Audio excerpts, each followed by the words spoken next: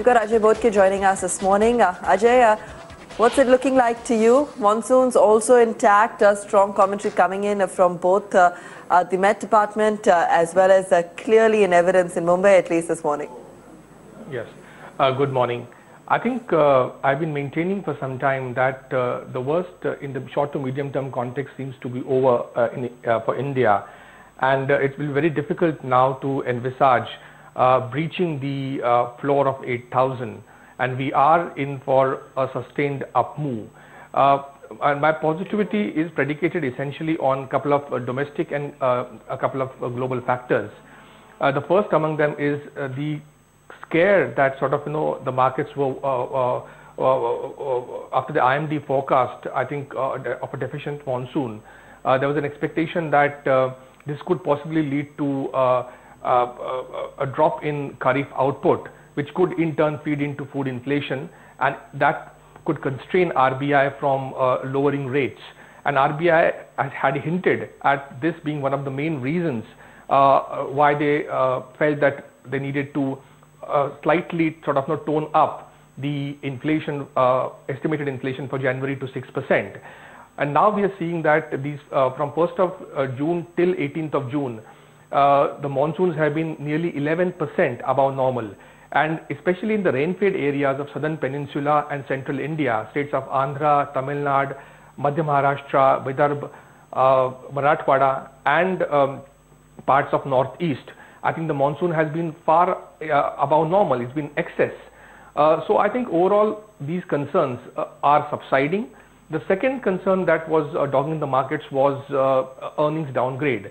Now there again, I think if you strip out the one-time impairment that that the Nifty earnings suffered due to write-off by Tata Steel of 4,500 crores on the UK operations in the fourth quarter, and a larger write-off of 14,500 crores at Vedanta reported because of impairment of Kane, then I think the earnings have not fallen in FY15 vis-a-vis FY14, as optically they look like 388 rupees of earnings in FY15 vis-a-vis 405 in FY14, which looks like a drop of 4.3%. But if we add back this 19,000 crores of one-time write-off, then there is actually a growth, albeit an anemic growth of around 1.7%, and the earnings look at 412 rupees for FY15. Why this is important is because a lot of analysts were saying that the ask for earnings growth in FY16 looks at 20.4%, because FY16 earnings consensus is 465 rupees.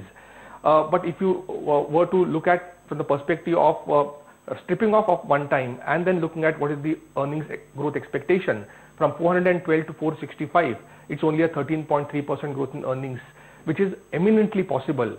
Albeit I do agree that it will be more back-ended, and first quarter of the current financial year will continue to remain tepid, similar to what we saw in case of fourth quarter.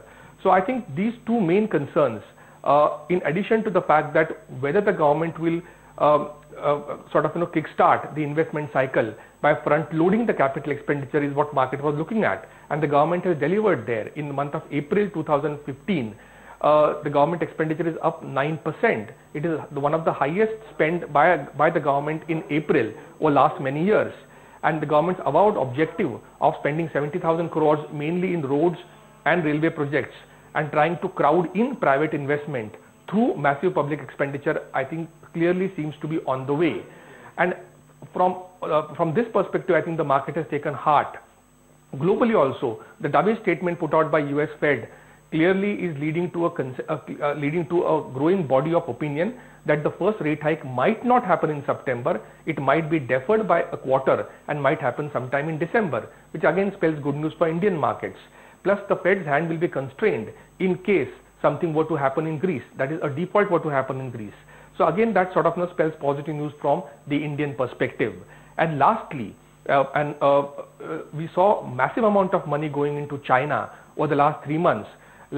Chinese Shenzhen market is today trading at 80 times PE, which is unprecedented. A spectacular bubble has built up in China, entirely fueled by domestic retail money, which is borrowed money.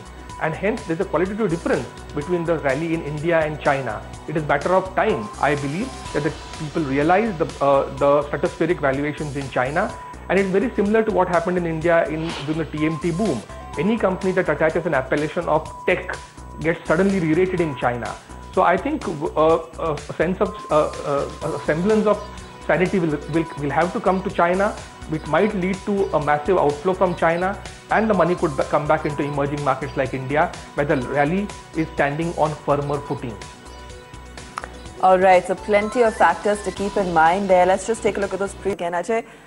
So far, it looks like we could be headed in for a slightly positive start. Some of the sectors and stocks that were in focus for us as we head into trade, oil and gas, top of radar once again. SR Oil, in fact, maybe looking at hitting a deal hurdle. Ajay, if we've been tracking developments on that front, also want to get your take on that particular counter. I think, yesterday we saw a lot of interest in Reliance. I think, there is a launch on the anvil of Reliance Jio, and a lot of excitement is building up. Also, I think the stock was trading at very attractive valuations from a medium-term perspective, and also was under-owned by a lot of funds.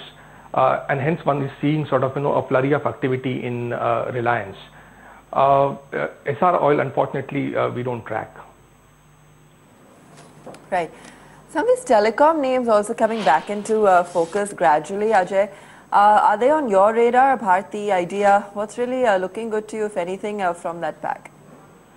I think we don't sort of cover any of the telecom stocks. Okay. All right, so telecom clearly not on your radar. When it came to, of course, what was sitting out of the rally yesterday, we had a fairly quiet trade when it came to some pockets. Mid-cap cement, PSU banks, for instance, some of these areas really didn't participate. Would you also be bearish, let's say, on the PSU banking pack, regardless of some of the news flow we've had? I think in the banking, it's clearly a story of contrasting halves. I think there is still, in my opinion, a quarter or two that the markets would like to watch out for how the stressed asset pan out. Although I think there is a belief that the forbearance that the RBI had given on restructured assets has gotten over in the fourth quarter of last financial year, and hence and plus the guidance given by quite a few banks, both public and private, in terms of fresh slippages for FY16 being lower than FY15, has sort of enthused a section of market participants. But I would still weigh myself in favor of some of the private sector names, and in particular banks like Axis Bank, ICICI Bank and HDFC Bank would be my preferred plays over the medium term. One other stock sort of which has come off very sharply from 1350 to around, say, it went down to 760, Shriram Transport, and primarily due to disappointing numbers in fourth quarter FY15, not based on a deterioration in the main business, which is the financing of second-hand commercial vehicles, but because of a small subsidiary of theirs in construction equipment financing, and the large provision they had to make there because of large pending dues from certain state governments to contractors whom they had given these loans for construction equipment. But our belief is that if one takes a slightly longer term view and takes a call that the investment cycle is going to turn, and if you look at the commercial vehicle commentary coming from the leading players in India, one is clearly seeing a very strong growth in volumes now for the last 1 or 2 quarters, and the expectation is that this should continue. And in addition to that, I think the LCV cycle also typically turns 6 months after the turning of MCV and HCV cycle. So if one were to believe in the investment cycle revival and consequently an improvement in the MCV, HCV numbers, then I think a company like Shriram Transport with a medium-term perspective can be looked at. Albeit I'll be keeping a very close watch on how the first quarter numbers pan out.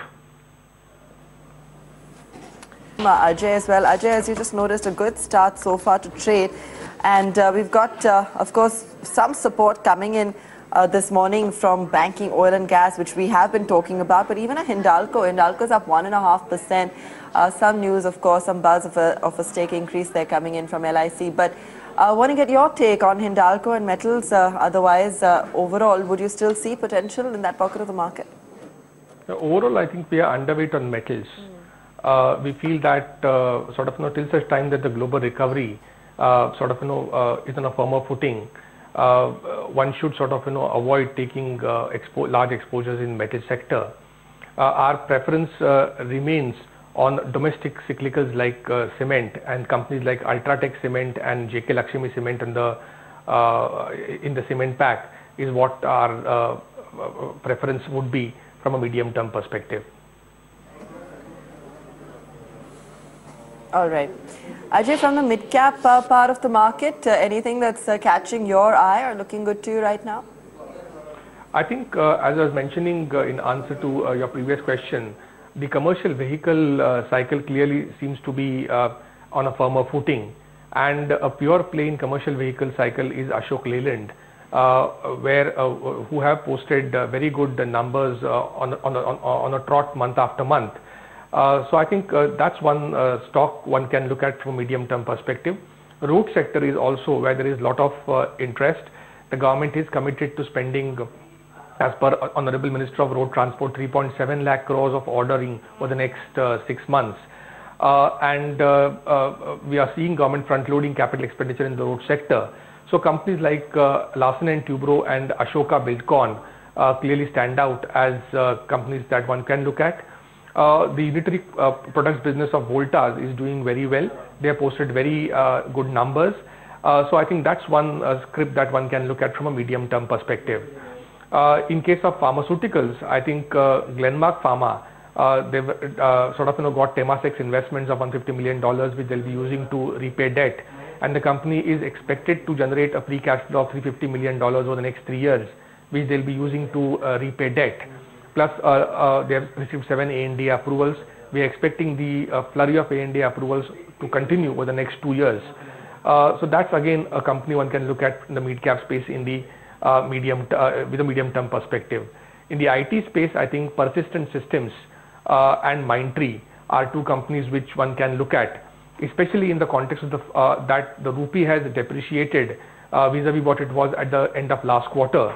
And many investors have not yet factored in the depreciated value of the rupee in their calculations, whereas cross-currency headwinds had proved to be the nemesis of many of these counters last quarter. This time, I think the depreciated rupee will act as a tailwind in terms of performance for these companies. So one can sort of look at some of these companies.